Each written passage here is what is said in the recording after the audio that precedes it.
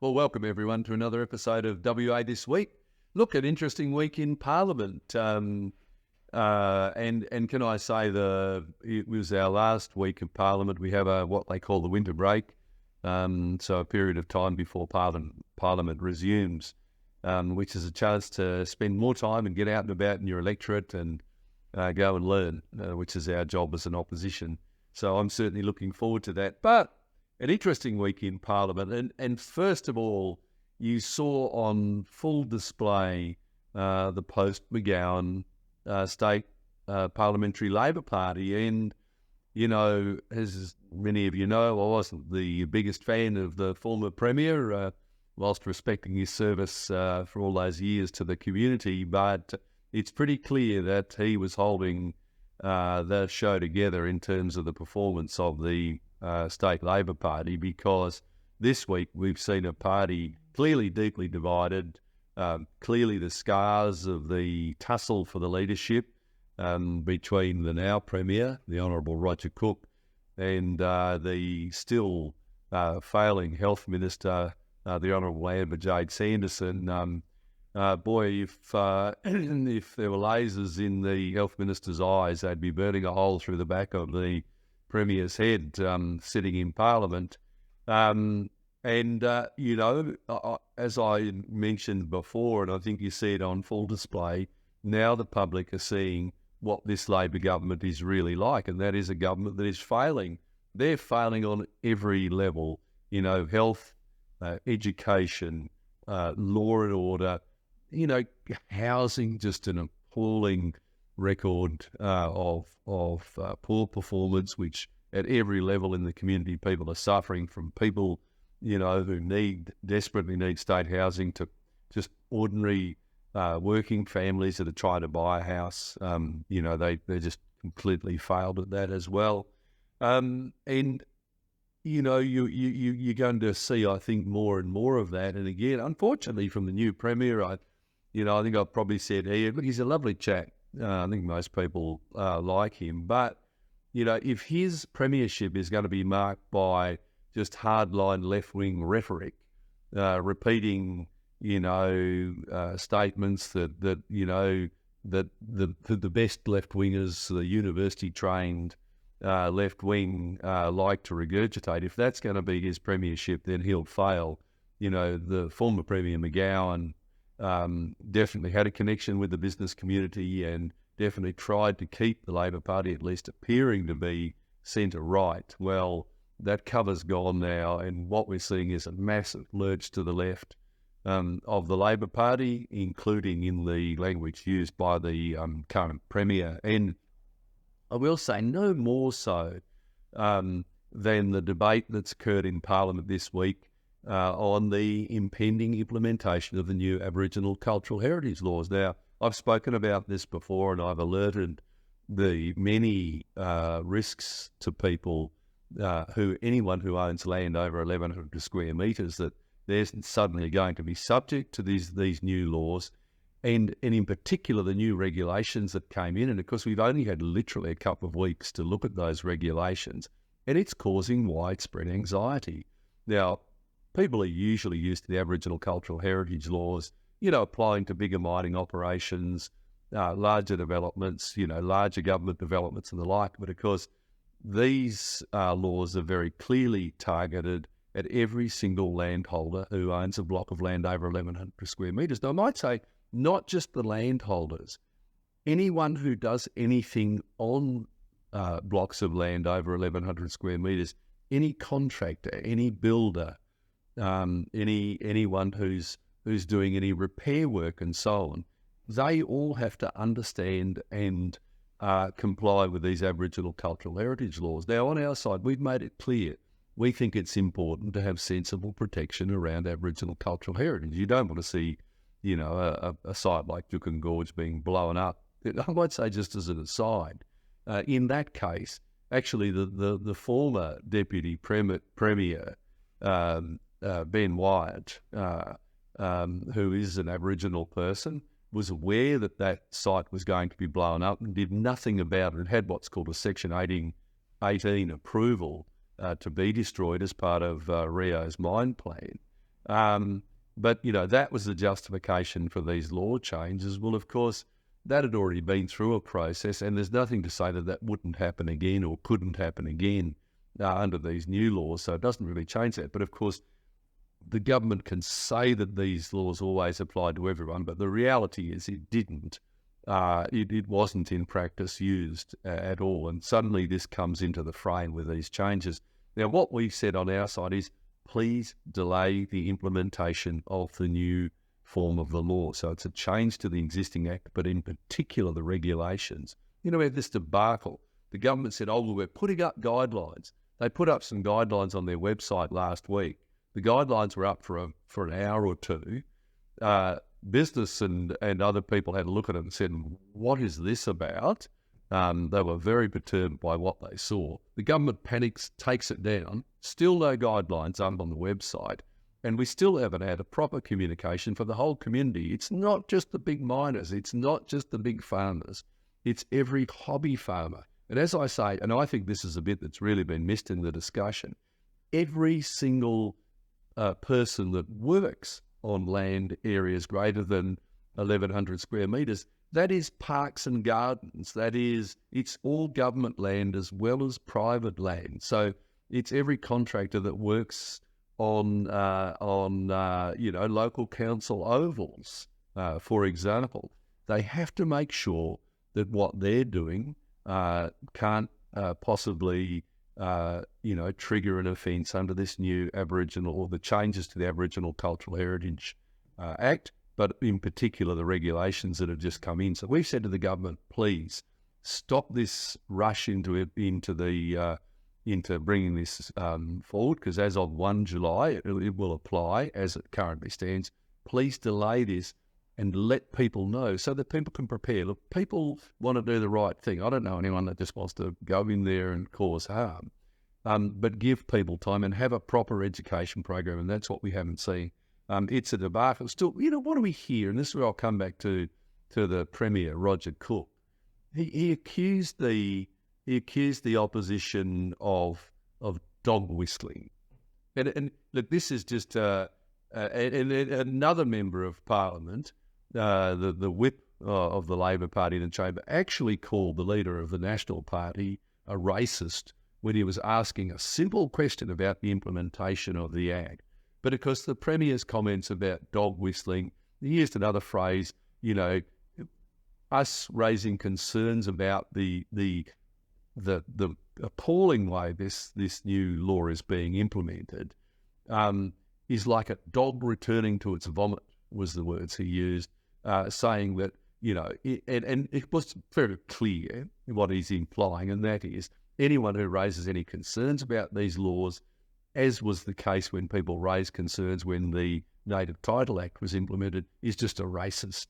It's just disgraceful, just appalling. It's un-Premier-like behaviour. And, if Premier Cook is going to have a successful reign as Premier, then he needs to behave like a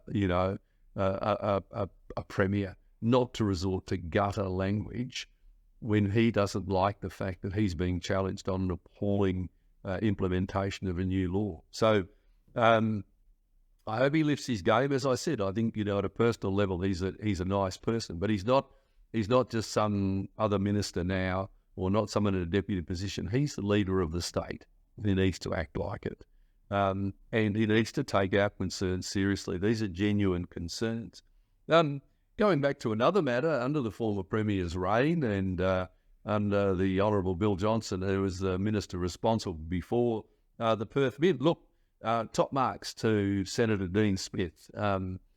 Senator Smith, I think many of you would know, he's a senator, Liberal senator for Western Australia, and at a state level, we've tried to get the government to dig into this mint scandal, and I won't go through it all again, but I think the most egregious part of what happened was it's quite clear that the Perth Mint was being used by people who'd gained money illegally to transfer funds offshore. It seems almost certain that occurred, and we'll find out when the AUSTRAC investigation comes forth in terms of how they deal with that. And, this happened on the government's watch, And we've asked as an opposition for the government to provide more detail, to reveal more to you, the taxpayers of Western Australia, who are on the hook when penalties come forth. And who knows, but I cannot see how the state government is not going to avoid penalties in the orders of hundreds of millions, if not billions of dollars, for the appalling way that this was managed. But we said, be honest with the people of Western Australia. And of course, typical silence, this gold standard transparency that was promised by this Labor government, never apparent. We never see it, and especially in relation to the Perth Mint.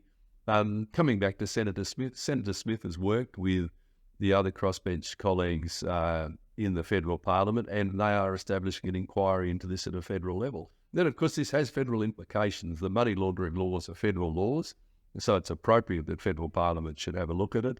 And I congratulate Senator Smith for working with his colleagues and the other crossbenchers to get that inquiry in place. And I hope that reveals to the people of Western Australia what happened and why, and then what we can do in the future to make sure this sort of thing doesn't happen again. Look, otherwise, I'm really happy to take any questions or queries you've got. We're a bit later today, and we've sort of found that when we go a bit later, we get fewer questions, but really happy to take any questions and queries. Otherwise, thanks very much for listening. Look, please share. It's a chance to get the message out to a wider audience, so please share this with your friends and colleagues, and you can look up the live video or podcast. Just look up Dr. David Honey. You can do that on Facebook, Spotify, YouTube, TikTok. And as I say, have the opportunity to share that with other people. And otherwise, just put your comments. Really great to get your feedback all the time. So, any questions? Yes, we have one coming out of Facebook from Alex Hotat. I think that's how it's pronounced. And he says, what are your thoughts on Dr. Brian Walker MLC's vaccine injury testimony? Also, Dr. Karen Phelps' partner vaccine injury. Please explain. Many politicians supported vaccines that may have accelerated cricketer Shane Warne's death from a heart attack. Yeah, look, I'm not a medical expert. I've this during the whole COVID pandemic, or the main part of that, there were a lot of comments and queries, and people had questions about that, and I did actually respond at the time. Look, I've always believed that the vaccines played a useful role in minimising harm. That being said, we know that, look, it doesn't matter what drug you have or what vaccine you have, there can always be some potential side effects, and that's true of every vaccine that exists. But look, I do believe that our agencies were responsible. I know that there are a lot of people who very passionately don't believe that, and they think that wasn't the case. But look, in terms of those specific cases, it would be foolhardy for me to try and offer any sort of analysis or advice. I'm not a medical practitioner. I'm not an expert in that. I'm not trying to avoid the question. I just don't believe that it would be responsible for me to offer some sort of opinion on that. And other than to say, I'll come back to it. At the time of the vaccine, I supported the vaccination rollout. I thought some of the compunction requirements were cruel and unnecessary, and the persistence of those requirements past the worst of the pandemic, I thought, were punishment, and I thought that was wrong. I don't think that should have been done. But look, I think I'm on my 5th vaccination, so clearly at a personal level, I believe it's important to protect my health. And can I say I'm pretty sure I can say every member of my family is vaccinated as well. So, it is at a personal level something that I think is important for me to protect my health. All right, out of YouTube from Matthew, what is the state Liberal plan for housing, since high-rise is not for everyone and we cannot keep expanding? Look, a couple of things. I agree with you about high-rise. This idea that, imagine in Western Australia, I mean, goodness me, I think I said last time I'd been on a 2-week trip to India. You can fit 2 Indias in Western Australia, and the population of India, I think, is 1.4 billion people. And yet, fascinating going to the Indian cities. I'd say there was more greenery, more green canopy in cities like Chennai, Bengaluru, Kolkata, and the like, than in Perth, which I found really surprising. And that's because over there they have laws that protect trees that go back to the formation of India as an independent nation. But look, in Western Australia, I do think there are real alternatives. One of the ones I've mentioned, and definitely something that the Liberal National Party coalition was very keen on before, is develop the regional areas. I mean, this is what's happened in India. India, the government there and the state governments have said, look, our big cities, we don't want them to get bigger, because as cities get bigger and bigger and bigger and more dense, you just accelerate a lot of social problems. And in India, what they're doing is developing the regional areas. We need a massive focus on regional development in Western Australia. And what do you need in the regions? I spoke about this in Parliament this week, and that is, first of all, you need people to feel safe in the regions, and in far too many regional areas, crime is out of control. I was speaking to a lovely person today about crime issues in the southern part of my electorate, and serious crime issues. But whatever crime people are seeing in metropolitan Perth, it is literally an order of magnitude worse when you get north of Geraldton. Just horrendous. So you cannot expect people to live in the regions if they don't feel safe. No parent's going to take their kids there if that's the case. So that has to be dealt with. You need excellent medical facilities. And again, we've got this ludicrous situation where pretty well anyone who's having a baby these days has to come to Perth. We're having fewer and fewer and fewer births in regional areas because there aren't appropriate services available in the hospitals. Pretty well north of Geraldton, and even for Geraldton, you've got large numbers of people coming to Perth if there's any particular issue pending, or even just for a normal birth north of Geraldton. Families are having to come to Perth. So you need first-class medical services. You need first-class schools. And again, I've got greatest respect for teachers, and in fact for all of our public servants. I think, people may criticise them from time to time, but overwhelmingly we're very well served by, as individuals, by our police, our teachers, our nurses, and the like. But we've failed in that the government doesn't put enough of those resources into regional areas. So, you need first-rate schools, first-rate hospitals, you need law and order, and then, of course, you need jobs. And I'm particularly scathing about this Labor government's failure to properly invest in regional areas to create the quality jobs that people need in those areas. And they're all things that we've got a track record. I mean, the work that was done by the former coalition government developing Karratha into a major regional centre is benchmark. And, the Labor Party criticised every single thing we did, every investment they criticised.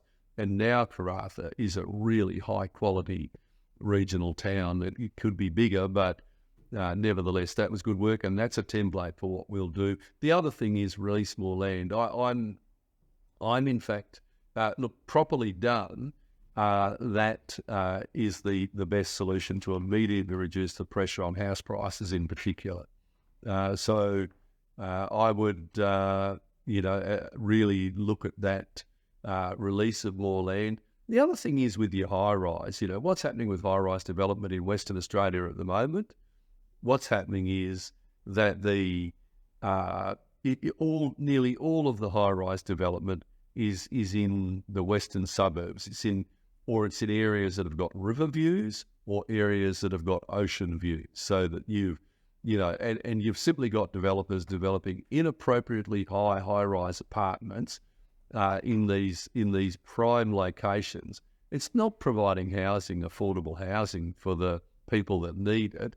It's providing apartments for the kids of millionaires or millionaires where they want to downsize, and purely because the developers can maximise their return. Now, look, I don't mind developers making a buck. Good luck to them. They put their capital on the line to do all of that. But it's the disproportionate focus in my area, and I asked a question to the Premier on this in Parliament yesterday. Claremont's got 28% of its accommodation. The town of Claremont, 28% of their accommodation is units and apartments. And in a previous question I'd asked the Premier, he said, Kennington was doing its bit for high-rise. They've got 8.5% of their population in units and apartments. So, the truth is that the western suburbs is being overwhelmed with high-rise development. And whilst the real issue of providing affordable housing in the suburbs is not being dealt with properly. So, no, it's a bit of a long answer, but I do think we'll have great plans and solutions, and we've got a great track record of doing a vastly better job than the Labor Party in this area. All right, from TikTok, when is a dual-lane highway going to be built from Perth to the eastern states, allowing all these small towns to be bypassed, preventing more death? We are very far behind the eastern states. Yeah, look, I think, the bypass of towns is an interesting area because for a lot of smaller communities, they actually don't mind the through traffic because it does bring tourist dollars and income into the towns. And, look, and where it's appropriate, look, where a community wants a bypass, that should be there. Look, dual laning the whole lot. I mean, Western Australia is the largest state in Australia, and so dual laning the whole road, through to Euclid would be, I think, prohibitively expensive. But what we do need to see, one, the Great Eastern Highway. Imagine the wealth of Australia that travels along those roads, all of the mining and farming operations that depend on that road. It's an appalling road. It's in a terrible condition. The Albany Highway is like a roller coaster. It's a disgraceful condition as well, as an aside. But, the quality of our roads is terrible, and I don't know what's happened, because main roads is a pretty slick department usually, but there's something happened in the way that roads are constructed. But what we don't have are adequate pass lanes, and there should be substantial areas where there's dualling of the road, but in particular pass lanes. You go to South Australia, you get on their major highways, every 5 kilometres there's a pass lane where they have adequate opportunity to pass. And there's certainly the number of single, where we have so much road that is just single lane without adequate pass lanes, causes frustration, ends up causing accidents that cost lives. So I agree with you on that.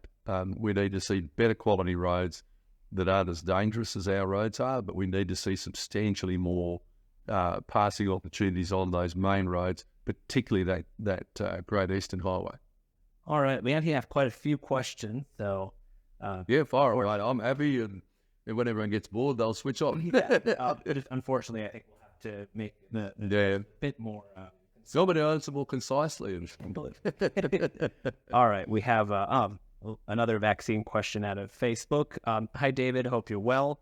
Still awaiting a reply regarding your stance and that of the Liberal Party on the amendments and proposed WHO pandemic global treaty. Look, I'm afraid I'm not on top of it, and probably sounds like a sort of an excuse, but I'm pretty well overwhelmed with state issues, and that sounds very much like a federal matter. But look, if there's something particular to the state, happy to hear about it. But I'm just not aware of the detail of that, so I apologise. All right. Will on YouTube asks, will the Liberals look at the ARB codes to help assist these new development areas to have proper foliage and green spaces to prevent excess heating in the suburbs? Look, it is absolutely imperative that we do. And I keep hearing, I think I've said to you before, people sort of imagine in Parliament that, the different parties all hate each other and, they never talk. But in fact, you talk to, your colleagues from across the Parliament, and there are some people you really like and some people you don't, and it's like any organisation in that regard. And I keep hearing from Labor Party people that the state government is going to do something about this. There have been some recent guidelines, I think, that have come out in relation to this, and the development industry is up in arms because they don't want to have those sort of offsets and green spaces. But look, absolutely, we will definitely have something about that. My colleague, the Honourable Neil Thompson, is our shadow for planning, and I know that's something that he's very keen on, and we need to do it. I've said on this forum before, I got the shock of my life when I went to Brisbane because Brisbane was the poster child for inappropriate development in the 70s and 80s, and I hadn't been there for a couple of decades. Boy, Brisbane makes us look like a desert. They've got beautiful, wide paths, tree paths, boulevards, tree canopy. You know, the way they've developed their the city is quite remarkable. They've done a good job of it. We're doing an appalling job of it. And it's, you know, the current government, I think, is on steroids on this, but the truth is collective governments haven't done enough to protect tree canopy and make sure that, you know, suburban streets have trees. These new suburbs that are being developed, they do not have a blade of grass, let alone a tree. It's just appalling. All right, Loris Cooper asks on Facebook, Dr. Honey, could you give more exposure to the public to the word of Thomas Mayo with regards to the voice referendum, because it was quite clear that what Albanese doesn't want Australians to know about? Yeah, look, I'm not familiar with that particular publication, but I mean, I've made it clear I don't agree I don't support the referendum, and look, it's in two parts, as I've said. You know, the idea that you recognise that Aboriginal people were the first peoples of Australia, I think, is just a statement of fact. And I suspect, as Peter Dutton has said, the leader of the opposition, or the leader of the Liberal Party, and the leader of the opposition in federal Parliament, you know, that the great majority of Australians would have no trouble agreeing with that. But because the second part that I disagree with, because I think it's going to institutionalise conflict, but it's also going to institutionalise a whole range of other legal challenges and changes, is this idea of the formalised voice, which will inevitably cause a whole range of unnecessary problems. And the trouble is Parliament could actually just do it by a normal vote, not put into the Constitution. And if Parliament did it by vote, then it wouldn't have many of the constitutional implications that it does. So, yeah, look, I think there's some good information going around, and I've made my position very clear on this. I don't support voting for the referendum because they've included that second part, which is the constitutional, so-called constitutional voice to Parliament.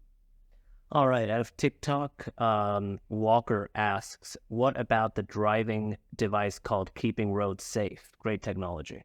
Look, tell me about it.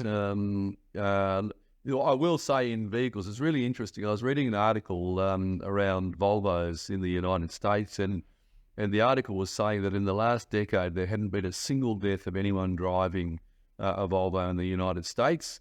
And I know outside of all of the jokes about Volvo drivers, there's a lot of Volvos in the US, but the reason is there's such outstanding technology in those cars.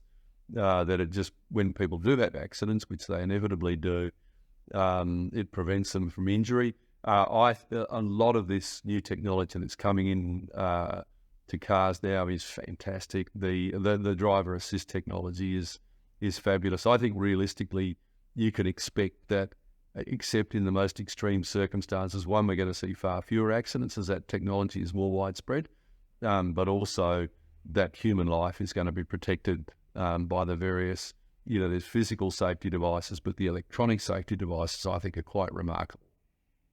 All right. Out of YouTube, Will asks, what about the amendments that Roger Cook made to the Public Health Act in 2019? Do you still support those amendments? Oh, well, it would depend which ones you're talking about. So, I'm afraid you've got me on the hop on that one, and I can't give you a specific answer because I don't know which specific amendments you're referring to. Okay, fair enough. And Will also asked if you have the Hansard so that they know your position, but I guess you need to know what the position actually is. Yeah, look, and look, you know, Abby, I can encourage you. Hansard's actually a great service. So if you just look up WA Parliament Hansard, and you can go in and you can look up, you can search on topics, you can look up an individual member of Parliament. So, for example, you could look me up, and on my profile at the bottom, it's got speeches, and you can actually just go through the list of speeches and see what I've spoken on. And yeah, it gets a bit long because there's so few of us in Parliament. We do lots of speeches, but